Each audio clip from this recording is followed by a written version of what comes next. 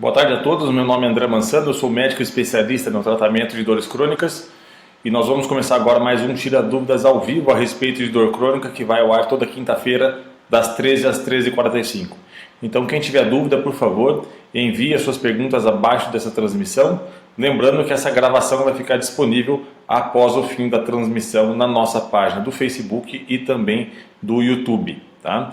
Então vamos começar aqui com algumas dúvidas que já haviam sido encaminhadas, só um minutinho.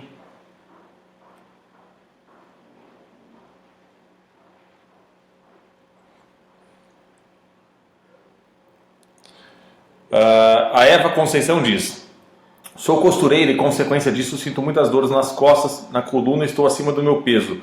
Será que tem alguma solução? Sei que tem que perder uns quilos. Eva, sim, tem solução, obviamente, mas é preciso fazer primeiro um diagnóstico e depois um tratamento.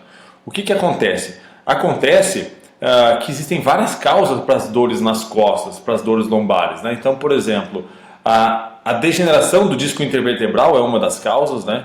Então, por exemplo, isso que você está vendo aqui é uma das causas importantes de dores lombares, tá? Então, o disco intervertebral ele é composto de várias partes. Uma das partes é justamente essa parte aqui de dentro que é mais líquida, chamado de núcleo. Esse conteúdo aqui é muito mais ácido. Quando o disco degenera, esse conteúdo pode escapar e chegando aqui nos receptores de dor que ficam no lado de fora, na periferia do disco. Isso irrita bastante os receptores de dor e causa bastante dor lombar. Tá? Outra causa de dor lombar são as facetas lombares. Né? Então, isso que você está vendo aqui são as facetas lombares. Né? Então, nada mais são do que as articulações entre as vértebras da coluna lombar. E essas articulações têm cartilagem como outras quaisquer, né? Então, como a do joelho, como a do quadril, etc. E está sujeita a processos de degeneração de artrose. E quando isso acontece, o paciente pode ter dor nas costas, principalmente de manhãzinha, depois as dores vão melhorando um pouquinho. Quando o paciente coloca as costas para trás, o que nós chamamos de extensão da coluna lombar, e também quando o paciente se mexe na cama, tá? Agora, muito importante, duas coisas são muito importantes. Primeiro, nem tudo que aparece na ressonância é causa de dor lombar. Então, é muito comum nós visualizarmos alterações desse tipo, da faceta, do disco intervertebral, em pacientes que não têm dor nenhuma, tá? E segundo, à medida que o paciente se mantém com dor, ocorre o que nós chamamos de sensibilização central. Esse é um nome complexo para um problema mais simples. Na verdade, o que acontece é que as informações que chegam no cérebro gerando dor, elas são sensibilizadas ao longo do tempo. Então, depois de um certo tempo, estímulos menos fortes são capazes de promover dores muito intensas, tá bem? Isso é a sensibilização. E a gente sabe, por exemplo, que o estresse piora muito o quadro de dor do paciente, por exemplo. Então, é importante que o paciente faça um tratamento multidisciplinar. O paciente deve tomar alguns medicamentos, deve fazer uma fisioterapia especializada, em alguns casos, alguns procedimentos podem ser necessários, tá bem? A Rosilene Roque diz: oi, minha mãe sente muita dor no braço. Então, Rosilene, o que é importante? É importante diferenciar as causas de dor no braço. Né? Então, por quê? Porque uma dor no braço, ela pode vir de uma hérnia de disco na região do pescoço, na região cervical, é possível. Uma dor no braço, ela pode vir de um problema em algum tendão do braço, no tendão do bíceps, no tendão do ombro, tá bem? Uma dor no braço pode vir das facetas cervicais. Então, deixa eu mostrar aqui para vocês o que são as facetas cervicais. As facetas cervicais são as articulações entre as vértebras da coluna cervical, que vocês estão vendo aqui, permitindo esse movimento de rotação. E quando essa faceta está degenerada, o paciente pode ter dor não só na região do pescoço, como essa dor pode descer eventualmente até para o braço, tá? Então, o primeiro passo é diferenciar as causas de dor, não tenha dúvida nenhuma. Aí é preciso fazer um exame físico, eventualmente pedir algum exame de imagem, um ultrassom ou uma ressonância, dependendo do quadro clínico, tá bem? A Andressa Bandeira diz: sofro muito com dores no ombro devido a tendinite e bursite. Já fiz vários tratamentos e até cirurgia, mas as dores me limitam. Então, Andressa, para esses problemas de tendinite e bursite, em especial nos pacientes que já fizeram cirurgia, nós notamos muito o enfraquecimento da musculatura aqui do braço, do deltóide, da região do ombro, né? Muitos pacientes não fazem a fisioterapia adequada como deveriam fazer depois de uma cirurgia, porque pensam que depois, já que eu operei, o problema foi resolvido, e não é bem assim. Então a maior parte dos pacientes que operaram o ombro e se mantêm com dores é porque tem um desbalanço da força muscular e é fundamental que se faça uma fisioterapia. Em alguns casos, nós podemos até fazer algumas infiltrações dentro do ombro, mas isso é a minoria dos casos. A Geniane Paulileia Messias pergunta: abaulamento dos discos é o mesmo que hérnia extrusa? Não, Geniane, não é a mesma coisa, né? Então qualquer abaulamento, qualquer protusão é caracterizado como hérnia de disco. Mas as hérnias podem ser caracterizadas em abaulamento, onde o disco inteiro está, como o próprio nome diz, abaulado, ou uma hérnia protusa, que a grosso modo é uma hérnia menor, ou a hérnia extrusa, né, que já tem uma ruptura do disco e a hérnia é bastante mais volumosa, digamos assim. Tá? Então não é a mesma coisa, são subtipos de hérnias de disco. Tá? A Renata Guimarães Carvalho diz: doutor, tenho muitas dores no ombro e no pescoço. Então, Renata, uma das coisas que deve ser investigada em você, sem dúvida nenhuma, não estou dizendo que é, até porque eu não te examinei, são as facetas cervicais que eu falei há pouco tempo para alguma, eu acho que foi para Rosilene Roque, que perguntou da dor no braço. Então, a faceta é, como você viu aí, a articulação entre as vértebras da coluna que tem cartilagem. E quando ela degenera, acaba raspando osso com osso aqui, e o paciente pode ter dor no pescoço que desce até para o braço, tá? Isso é possível. Só existe uma forma de definir se de fato essa faceta é fonte da dor, e é fazendo o que nós chamamos de bloqueio facetário cervical. E o que é isso? Durante esse procedimento, nós colocamos uma agulha dentro da articulação facetária cervical, né? Esse procedimento tem que ser feito guiado pelo raio-x ou eventualmente pela ultrassonografia. Por quê? Para nós termos a certeza que de fato a agulha está dentro da articulação. E nós injetamos uma substância anestésica e anti-inflamatória. E essa injeção tem dois objetivos. Primeiro, é determinar a fonte da dor. Por quê? Porque se eu coloco uma agulha dentro da articulação, injeto o anestésico e o paciente melhora, eu tenho a certeza que a dor vinha dali, com certeza, né? E segundo, o tratamento, porque eu já injeto um anti-inflamatório. É bem verdade que esse é um dos tratamentos mais simples para esse tipo de problema. Alguns pacientes podem precisar até de radiofrequência.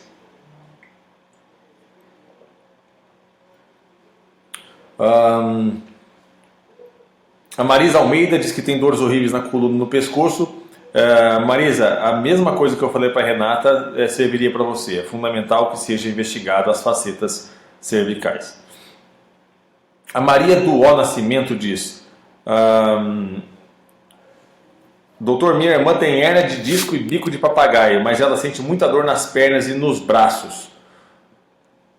Seria possível uma cirurgia? Maria, frequentemente é possível cirurgia, mas a melhor pergunta é: seria necessária uma cirurgia? E aí a maioria das vezes não é necessária uma cirurgia, né? Então, o tratamento com uma fisioterapia especializada, eventualmente em pacientes que não melhoram com a fisioterapia, algum procedimento que nós chamamos de minimamente invasivos podem ajudar, né? Então nós reservamos as cirurgias para os casos mais graves, para os casos em que nada melhora a dor do paciente, né? A Geniane Paulileia Messias pergunta: síndrome do túnel do carpo, é necessário cirurgia? Nem sempre, Geniane. Uma das possibilidades para o tratamento da síndrome do túnel do carpo é uma infiltração no nervo mediano, que é que está comprimido, né? Então deixa eu mostrar para vocês aqui o que é o túnel do carpo. Então aqui vocês estão vendo a região do punho, e aqui vocês conseguem ver vários tendões. E esse amarelo aqui é o nervo mediano. E ele pode estar comprimindo aqui. Essa é a região do túnel do carpo, né? Ele pode estar comprimido aqui. E o paciente que tem essa compressão, ele pode ter dor principalmente até formigamento no punho e nas regiões aqui dos primeiros 3 dedos até do 4º dedo, né? Esse é o quadro típico. E quando o médico, se vocês estiverem vendo aqui o cursor aqui do mouse em cima desse nervinho amarelo aqui, quando o médico percute, ou seja, ele faz umas batidinhas aqui nesse nervo, o paciente sente bastante dor. Então nós podemos fazer infiltrações guiadas pelo ultrassom aqui nessa região.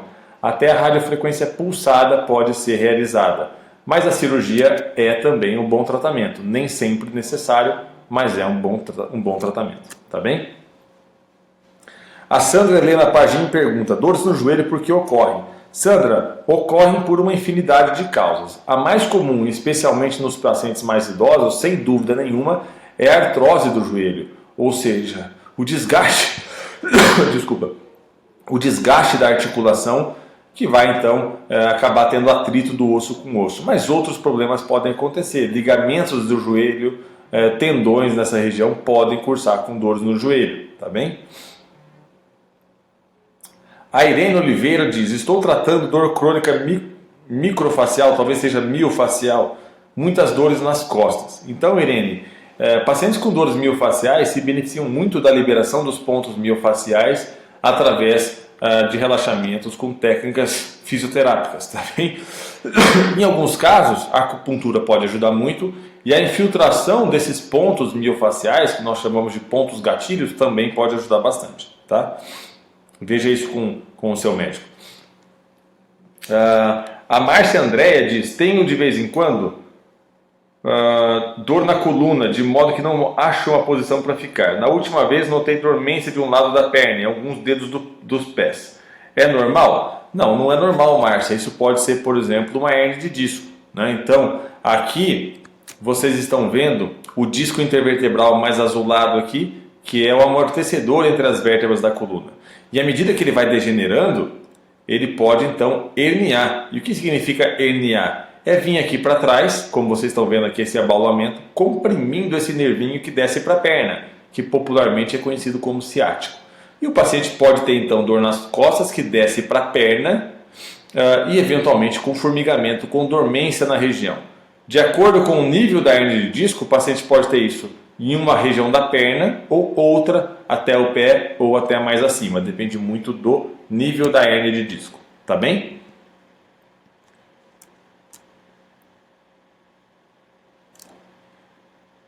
O Ademilton Santos Silva diz: doutor, a diminuição da altura discal causa dores? Ademilton, a diminuição propriamente dita, não. Mas o que acontece? Para a altura do disco diminuir, o disco tem que degenerar, né? Então, essa degeneração pode, em alguns pacientes, ser fonte de dor. Por que eu falo em alguns pacientes? Porque tem vários pacientes que têm degeneração do disco intervertebral que não tem dor, né? A gente pode ver isso na ressonância e mesmo assim o paciente não tem dor. Tudo bem?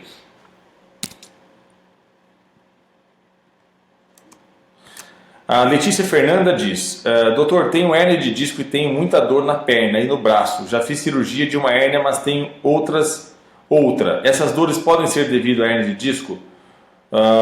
Pode, Letícia, principalmente se essas hérnias de disco forem cervicais, né? Então pode ser. E aí o exame físico é muito importante. Por quê? Porque muitos pacientes têm hérnia de disco e não têm dor nenhuma. E nós conseguimos, durante o exame físico, fazer algumas manobras que podem precipitar, podem provocar a dor do paciente, né? Isso aumenta a suspeita de que a dor venha da hérnia ou não. Tudo bem?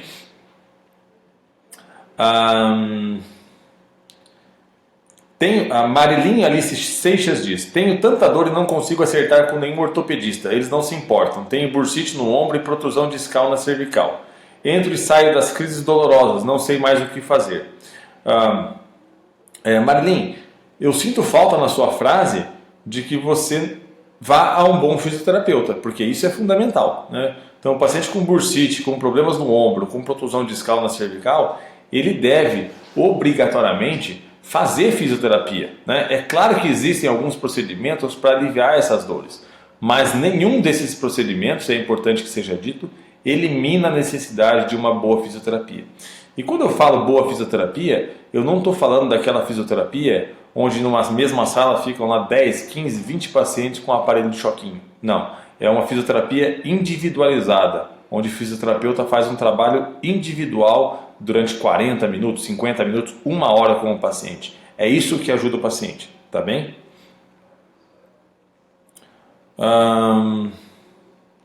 O Jefferson Máximo diz: doutor, tenho muita dor na lombar e se fico mais tempo na cama acordo muito ruim. E conforme vai passando as horas vai melhorando, mas a dor não me larga já há muito tempo. Então, Jefferson, uma das causas bem clássicas desse tipo de problema é o que nós chamamos de dor facetária lombar. Deixa eu repetir aqui, eu já falei, mas é importante repetir. Isso que vocês estão vendo aqui são as articulações facetárias, né? É a articulação entre as vértebras da coluna. E essa articulação tem cartilagem como outra qualquer, como eu disse, e ela vai degenerando.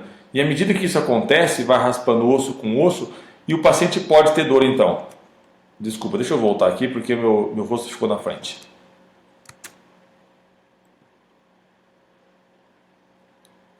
Deixa eu ver se saiu aqui.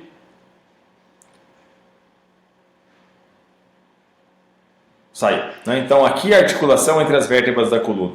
E ela vai degenerando essa cartilagem e pode então raspar osso com osso. E o paciente que tem esse tipo de problema, ele pode ter dor principalmente de manhãzinha quando ele vai levantar da cama. Ele piora muito quando ele se mexe na cama. E à medida que o dia vai passando, ele pode melhorar, tá bem? Só existe uma forma de fazer o diagnóstico da dor facetária lombar, que é, na verdade, o bloqueio facetário lombar. Nós colocamos uma agulha dentro da articulação, tudo bem? Guiado pelo raio-x ou pelo ultrassom, e nós injetamos então uma substância anestésica e anti-inflamatória. Esse procedimento tem dois objetivos, tá bem? O primeiro é o diagnóstico, porque se eu infiltrar uma substância anestésica dentro da articulação e o paciente melhorar, eu tenho a certeza que a dor vinha dali. E o segundo também é o tratamento inicial. Tá bem, Jefferson?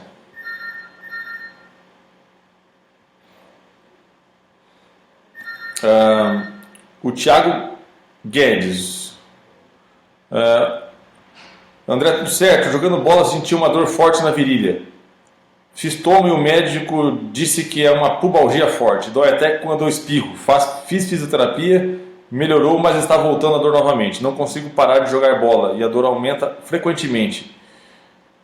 Inclusive pós-jogo nos dias seguintes. Pode ser uma coisa crônica ou é a idade? Tiago, não sei se você é o Tiago que estudou comigo, mas tinha um Tiago na minha escola lá em Londrina, no Paraná, que jogava muito bem futebol. Não estou conseguindo ver sua foto aqui. Tiago, então, a pubalgia, que é na verdade uma inflamação ali no osso do pubis, é um problema que acomete muitos jogadores de futebol, principalmente que fazem muita rotação, né? O Raí teve isso, né? E o paciente tem muita dor à palpação da região do pubis. É um problema crônico, não tem relação com a idade especificamente, é mais com a sobrecarga mesmo. A fisioterapia é muito importante, por quê? Porque ali na região do pubis se insere os músculos adutores, né? Então, se tiver um desbalanço de força entre os adutores, de um lado ou do outro, pode tracionar o pubis e causar uma inflamação. É possível fazer até uma infiltração nessa articulação guiado pelo raio-x ou pelo ultrassom.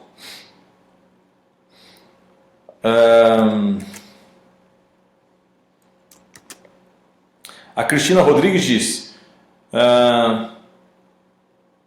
sinto muita dor quando eu sento, na hora que eu levanto eu não aguento, né? Então, Cristina, na verdade eu tenho poucas informações para comentar seu caso, né? Porque você só sente dor, só me diz que sente dor quando senta e quando levanta, e várias dores podem ser responsáveis por isso, né? A dor do disco intervertebral, a dor da faceta lombar, a dor da articulação sacroiliaca, entre outros, tá?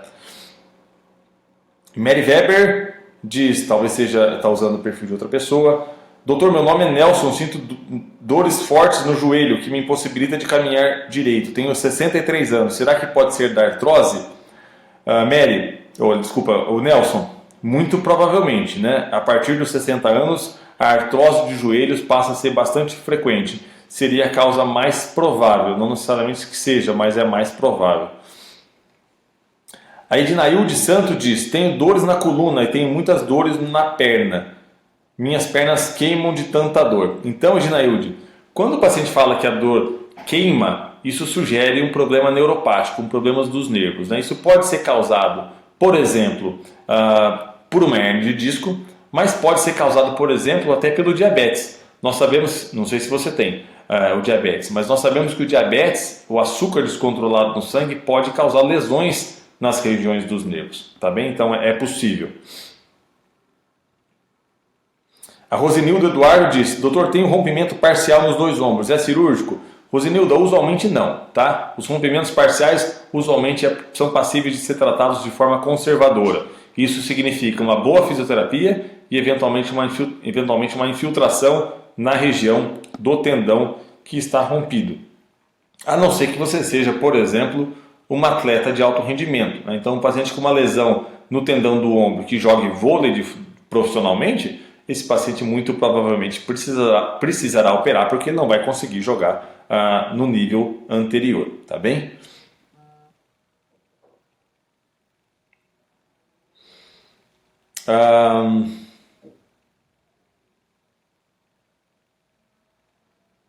A Vilma Gomes diz: operei o joelho, coloquei prótese faz 3 anos, mas não aguento mais as dores. Então, Vilma, é um quadro bastante difícil, né? Porque você já até inclusive operou o joelho. Então, sobra uma alternativa que é fazer a radiofrequência dos nervos do joelho, né? Então, existem alguns nervinhos que inervam a articulação do joelho. Nós podemos posicionar algumas agulhas específicas ao lado desses nervos. Por dentro dessas agulhas, nós podemos então colocar alguns eletrodos e emitir uma corrente de radiofrequência para inativar esses nervos, tá bem?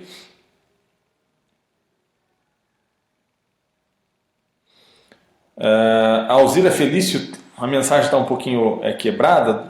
Talvez tenho medo da cirurgia porque meu marido fez 2 cirurgias e faleceu. Alzira, de fato, a gente sempre se preocupa com procedimentos cirúrgicos porque, por mais simples que eles sejam, sempre tem um risco, né? A mortalidade em cirurgia de coluna é bastante baixa, mas ela não é inexistente, né? Então é por isso que a gente opta.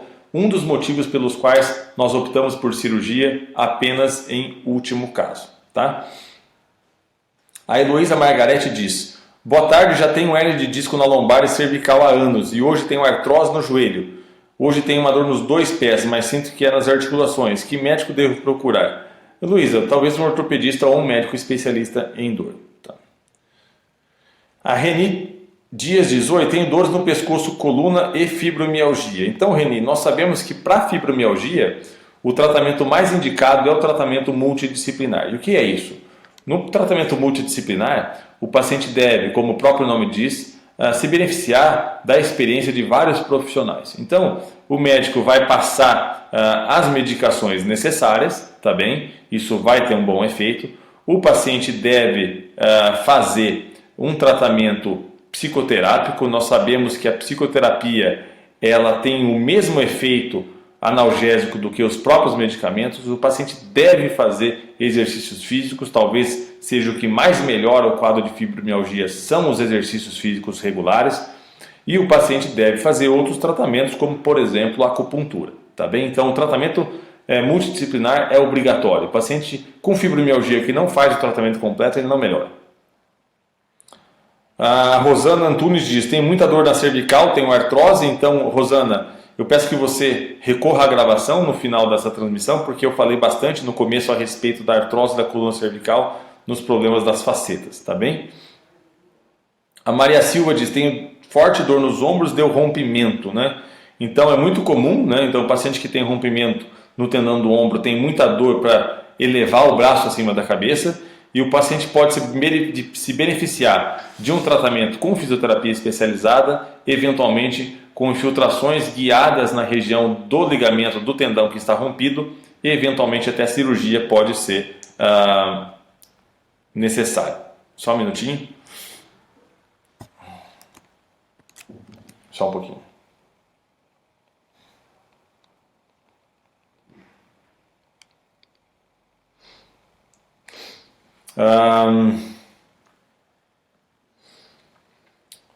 A Rosalina Pereira: eu tenho muita dor no cóccix. Rosalina, isso que você disse então se chama coxicodínia, é muito frequente, até inclusive após quedas, né, onde o paciente bate com o glúteo no chão, bate com o cóccix.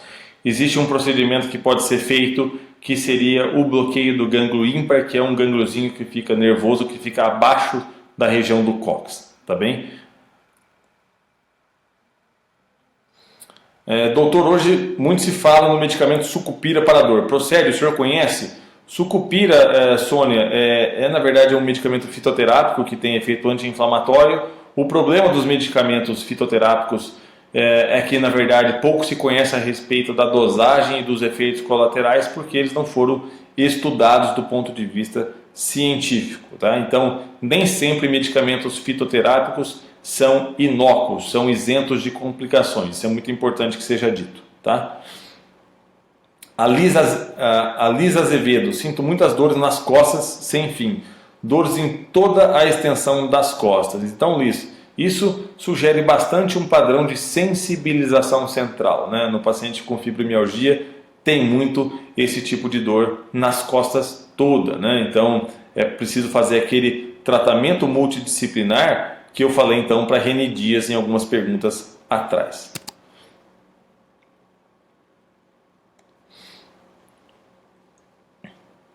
A Rose Santiago da Silva diz fraqueza nas pernas e dor. Isso é muito causado até por hérnia de disco, Rose. Então é preciso avaliar se você tem uma hérnia de disco que seja compatível com essas queixas que você está dizendo, né? Então existem vários tratamentos não cirúrgicos para hérnia de disco, né? Então não é nada muito grave na maioria dos casos.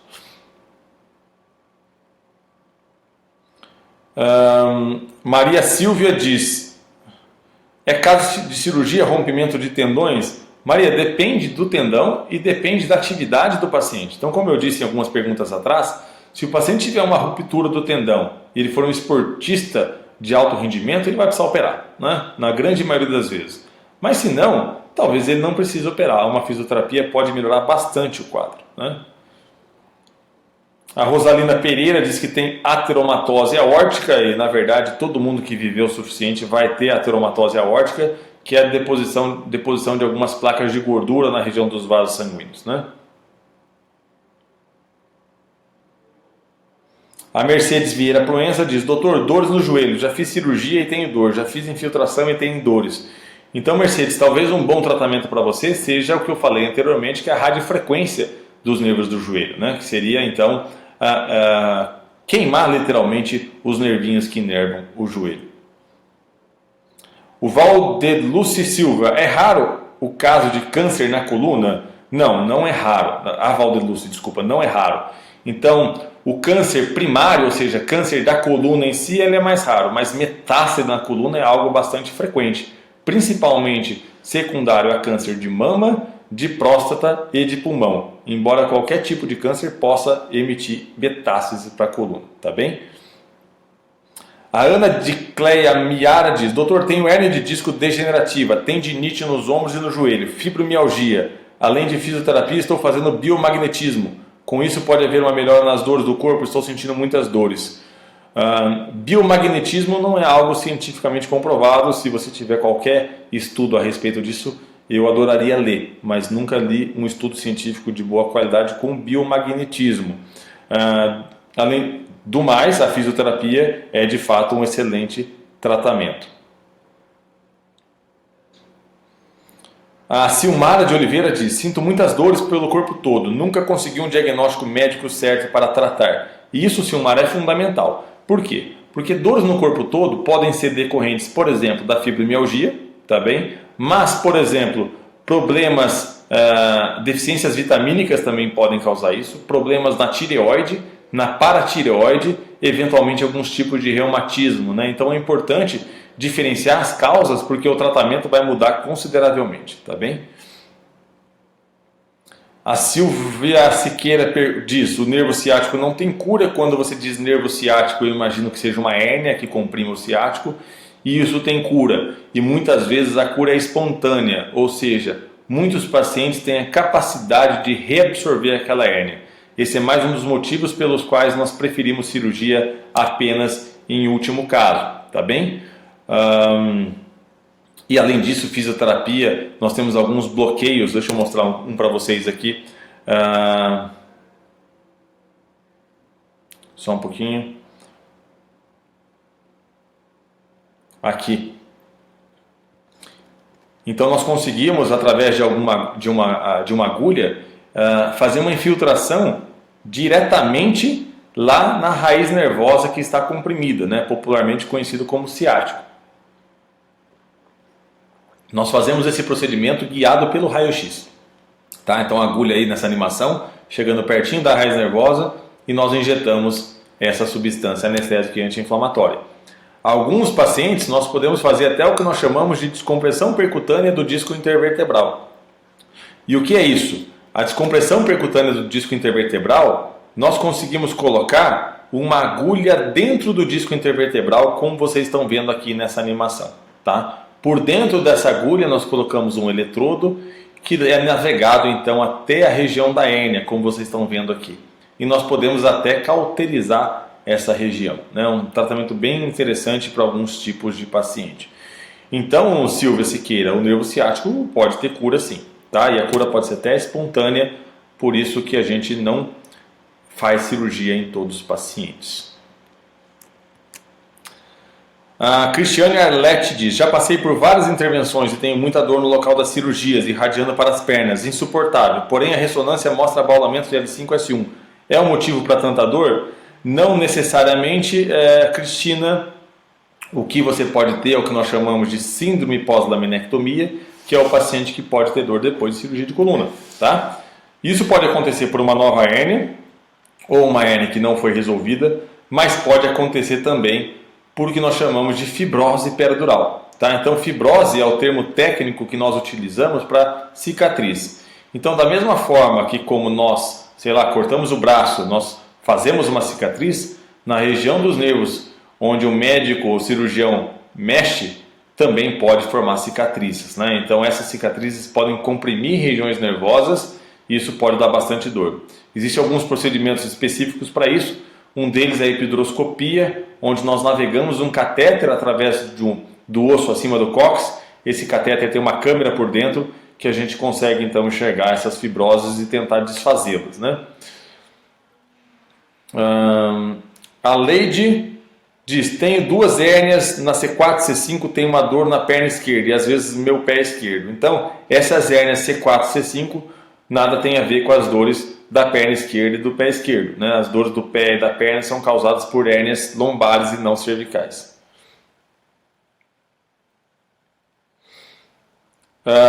Doutor, meu nome é Maria Weber, tem dor na raiz do segundo depois do dedão, às vezes impossibilita de pôr o pé no chão, tem a ver com o quê? Maria Weber, o mais comum seria o que nós chamamos de neuroma de Morton, né? Que é uma formação de nervinhos ali entre os dedos do pé, que dói bastante, principalmente quando o paciente pisa no chão ou quando usa sapato apertado. Tá? A Rosane Silva Vieira diz que tem dor ciática. Então, Rosana, eu falei bastante a respeito da dor do ciático aqui. Eu peço que você recorra à gravação. Eu respondi, inclusive, há pouco tempo para a Silva Siqueira, que dizia que o nervo ciático não tem cura. A Tatiana Saltier diz: drenagem linfática para bursite do quadril e tendinite no glúteo pode ajudar? Tatiana, poder ajudar até pode, não é o tratamento mais indicado uma drenagem linfática, é mais indicada uma fisioterapia especializada mesmo, eventualmente até uma infiltração na região da bursa, mas pode ajudar. O Cláudio Rodrigues diz: tenho que fazer uma cirurgia no quadril que liga no fêmur, pergunta se é perigoso. Cláudio, toda a cirurgia tem seus riscos, né? Então, há risco de perda sanguínea, há riscos da própria anestesia, né? Então, é um tratamento mais invasivo que tem seus riscos, sim. A Nena Lobo diz: eu tenho muita dor, estou cansada de fazer fisioterapia, não adianta muito, o que devo fazer para melhorar? O primeiro ponto, Nena, é fazer o diagnóstico, é saber de onde vêm suas dores, né? Qual a causa da sua dor, porque cada dor tem o seu tratamento mais específico, digamos assim. Então é importante saber que tipo de dor você sente e qual a causa dessas dores. A Rosana Silva Vieira pede para falar sobre ciática. Eu falei, Rosana, há pouco na resposta para a Silvia Siqueira. Tá?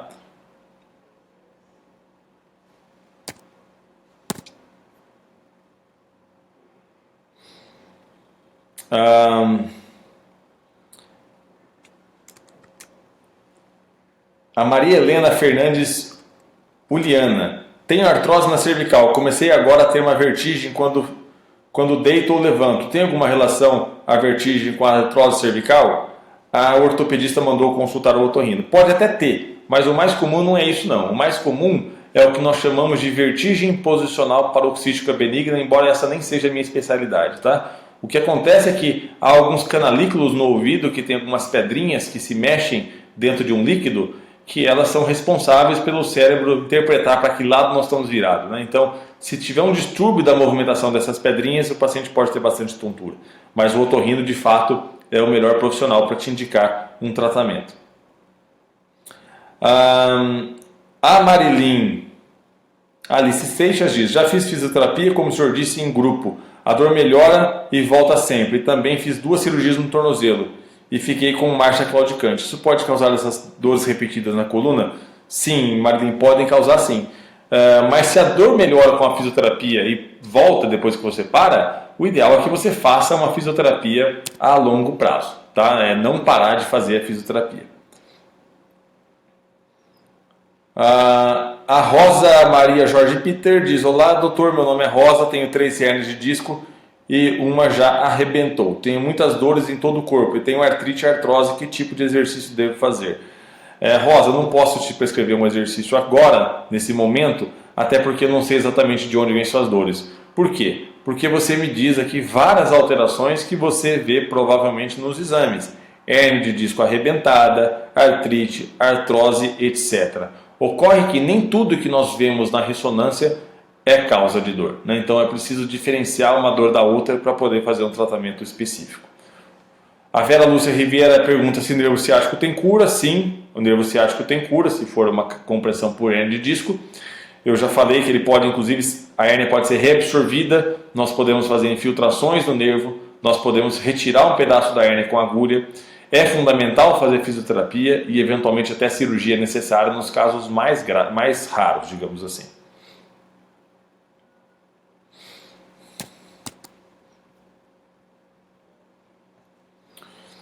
A mesma resposta serve para Rose Santiago e para Tânia Martins, que também pergunta sobre hérnia de disco, né? A Marilene Lopes diz: doutor, quebrei o tornozelo e depois que tirei o gesso fiquei bem, mas meu joelho dói demais. Então, Marilene, é preciso avaliar se não houve um desbalanço da musculatura, se a musculatura do joelho não ficou fraca demais depois da fratura, ou se eventualmente você não tem uma artrose no joelho, né? É possível isso.